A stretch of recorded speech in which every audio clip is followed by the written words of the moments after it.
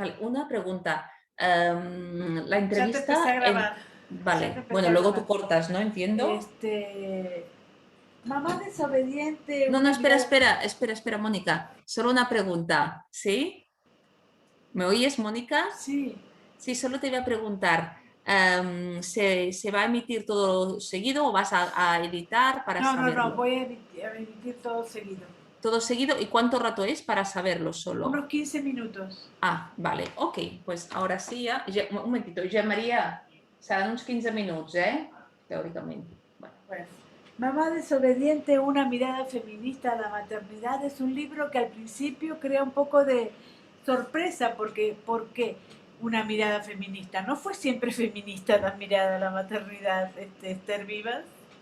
Bueno, yo creo que históricamente la mirada a la maternidad ha tenido un carácter patriarcal, porque por un lado se nos ha impuesto el mandato de ser madres, por el solo hecho de ser mujeres, y al mismo tiempo, si hemos sido madres, hemos tenido que responder a un determinado patrón y modelo de maternidad.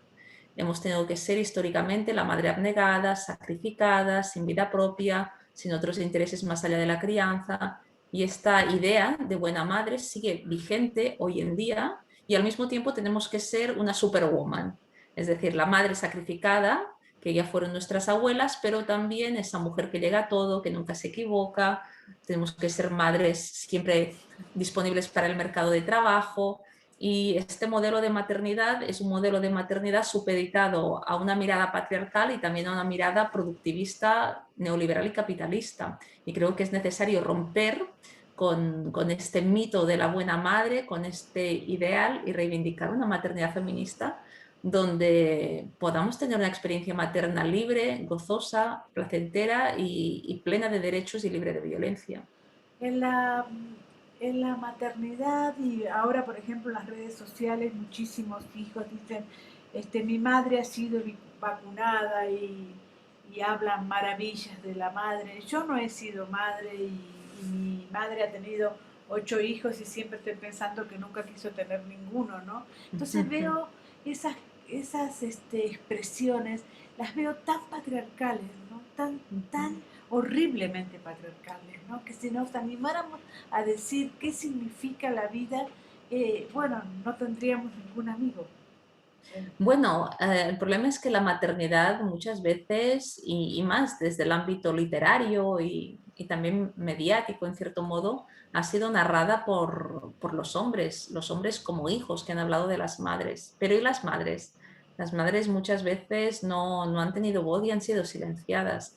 Por eso creo que es tan importante que las mujeres que somos madres empecemos a narrar esta maternidad en primera persona y narremos las luces y en particular las sombras de la maternidad, aquello de lo que nadie habla y de que expliquemos que ser madre no es fácil, que las madres tenemos derecho a quejarnos, a no llegar a todo, a decir que no podemos más, que ser buena madre en definitiva es esto y que fracasar forma parte de la experiencia de ser madre y que al mismo tiempo hay una serie de temas que son tabús en relación a la maternidad que es necesario acabar con ellos. Tenemos que hablar de que la violencia obstétrica existe y que hay que erradicarla, que la depresión postparto forma parte de la maternidad y no hay que avergonzarse por ella, hay que poder pedir ayuda cuando es necesario. Tenemos que hablar del dolor tras una pérdida gestacional, de todas esas mujeres que pierden a sus hijos estando embarazadas y del dolor y la pena que sienten y ese duelo a menudo no reconocido. Hay que hablar de los problemas de infertilidad. Muchas mujeres y también hombres tenemos problemas de infertilidad y no tenemos que avergonzarnos por ello. Por eso creo que es tan importante que las mujeres pues narremos todas estas experiencias para no sentirnos tan solas y estar todas mucho más acompañadas. Una de las partes más importantes del libro es cuando narras la violencia obstétrica en muchísimos países. Bueno, en Argentina hace poco se ha hecho como una especie de frenar estas cosas, pero es increíble cómo tratan a las embarazadas en el parto y siguen Ujú, esas prácticas, ¿verdad? ujú. Sí, la violencia obstétrica es una forma de violencia de género, pero es una forma muy normalizada porque pensamos que parir es esto, que parir es que no te informen adecuadamente, que tal vez te insulten, que te obliguen a dar a luz sola, que te hagan una cesárea no necesaria, una episiotomía por rutina, que tengas un parto instrumental prescindible.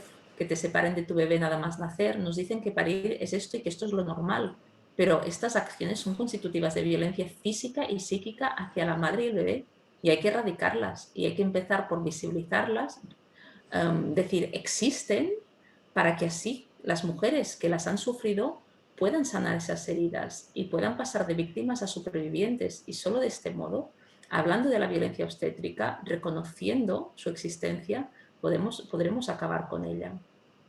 En la literatura muchas veces cuando hablan de las mujeres no nos reconocemos en ellas, digamos, ¿no? No significa que uno por eso deba cancelar a los escritores que hablan de las mujeres, pero cuando hablan precisamente de la mujer que ha sido madre, dice, bueno, ha tenido un hijo, tiene el vientre de determinada manera, tiene los pechos de determinada manera, y siempre es precisamente identificar a la mujer que ha sido madre como alguien alejado teóricamente del sexo, ¿verdad? Sí, bueno, es esta idea de que una mujer que es madre no es una mujer sexual, es esta idea de identificar la madre en definitiva con la Virgen María, es esa idea que tiene un cierto carácter judeocristiano vinculado a nuestra religión y hay que empezar a reivindicar la maternidad real, porque hay un ideal de madre muy romantizado y es un ideal de madre que no se corresponde con la realidad. Ser madre implica poner patas arriba a tu vida anterior, cambia tu cuerpo y por lo tanto tu relación con él mismo, cambia la relación con tu pareja, con tus amistades, con el empleo, con tu familia. Y eso nadie te lo cuenta. Ser madre, en particular cuando es la primera vez, es un terremoto, es un estallido. Y como nadie nos dice qué es esto, cuando transitamos esta experiencia pensamos, pero ¿qué está pasando? Soy yo el problema, soy yo que lo estoy haciendo mal y no es eso. El problema es que nadie nos lo ha contado y por eso creo que es tan fundamental poner en cuestión esa idea de que en la maternidad todo es fácil, todo es bonito, todo es de color rosa, que en 2 días vas a estar recuperada del posparto. Todo esto es una gran mentira y hay que empezar a decir las cosas por su nombre. Y de aquí que las madres tenemos que sacarnos de encima esa careta de la maternidad, esa careta donde escondemos nuestra experiencia real, dura, oscura, para hablar de todas estas experiencias y para que así otras mujeres que transitan estas mismas experiencias se sientan reconocidas. ¿Qué voz tendría que tener la madre según tu libro, Esther? Bueno, yo no hablaría de la voz de la madre, sino hablaría de las voces de las madres. En el libro Mamá desobediente lo digo claramente, que la maternidad se tiene que leer en plural. Hay tantas mujeres como madres, e incluso diría más, hay tantas madres como hijos podemos llegar a tener, porque no es lo mismo tener un hijo cuando es tu primera criatura que si tienes tres, cuatro. No es lo mismo tener a tu hijo teniendo un empleo estable que a lo mejor estando desempleada y en cada momento de tu vida y de tu parto y de tu crianza puedes estar en un momento distinto que va a influir en esa maternidad. Por eso que la maternidad se tiene siempre que leer en plural y al mismo tiempo entender que hay muchos tipos de maternidad. Más allá de esta experiencia concreta que ahora decía, hay madres que son madres solas. Hay madres que son madres adoptivas. La maternidad va mucho más allá de la biología. Hay la figura de la madrastra, que tiene este nombre tan estigmatizado, pero en definitiva son madres que son madres de los hijos de su pareja, aunque ellas no los hayan parido. Por eso que la maternidad es plural, es diversa y no podemos decir que de madre haya solo una, sino que hay muchas madres. ¿Qué papel tiene el hombre en la maternidad, Esther? Bueno, el hombre debería de sentirse implicado en la maternidad. La maternidad es una cosa de hombres. Incluso diría más, la maternidad es una responsabilidad no solo de la mujer que es madre. La maternidad es una responsabilidad de la madre, del padre si lo hay y de la sociedad en general, porque estamos hablando de cuidar de la salud física y mental de niños y niñas que van a ser los adultos del día de mañana y esto nos debería de implicar absolutamente a todos. Y al mismo tiempo en el libro yo hablo de que hay que maternizar la paternidad. Un padre se tiene que implicar desde el primer momento en la crianza. Y claro que hay un carácter biológico vinculado a la maternidad. Nosotras parimos, nosotras amamantamos, pero los hombres también tienen mucho que hacer en la maternidad. Y, por ejemplo, la oxitocina, que esta hormona del amor que se genera cuando tú amamantas a tu bebé, también se genera si tú te implicas en esta crianza, si tú generas un vínculo con ese bebé. Lo vemos con las madres adoptivas, con las madres que dan el biberón, que también se genera esa oxitocina fruto del contacto con el bebé. Y esta misma oxitocina también se desarrolla en un padre que está implicado en la crianza.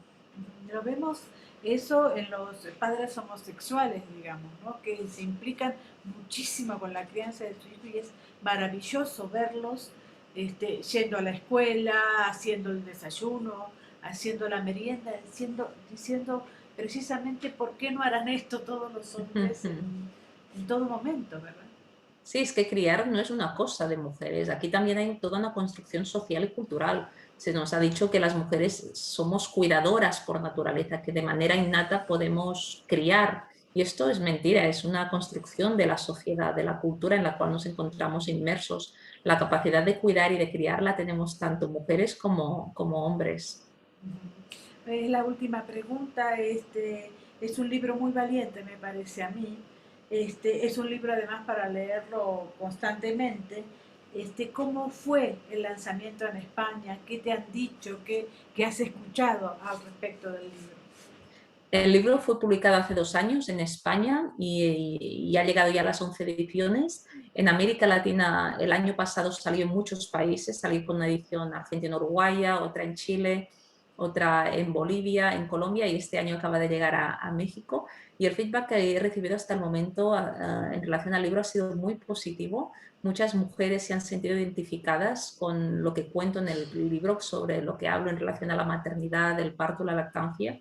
Y creo que esto es así porque la maternidad es una experiencia muy personal, pero viene atravesada por sentimientos que son universales. La culpa, la soledad que tan a menudo sentimos las madres, el hecho de no llegar a todo, de no poder más, son sentimientos comunes de las madres, al margen de donde vivamos, al margen de si vivimos en España o en México. Y al mismo tiempo la maternidad también viene condicionada por una serie de discriminaciones y desigualdades que no son comunes. Por ejemplo, la violencia obstétrica, las licencias de maternidad muy cortas, la dificultad por conciliar empleo y crianza, lo mucho que nos cuesta poder amamantar de manera satisfactoria porque tenemos una sociedad que es hostil a la lactancia materna y estos elementos no son comunes. De aquí que el libro, yo creo, ha conectado con el sentir de muchísimas mujeres independientemente de dónde vivan. Muchas felicidades por tu libro y gracias por la entrevista. Un abrazo muy grande, Mónica.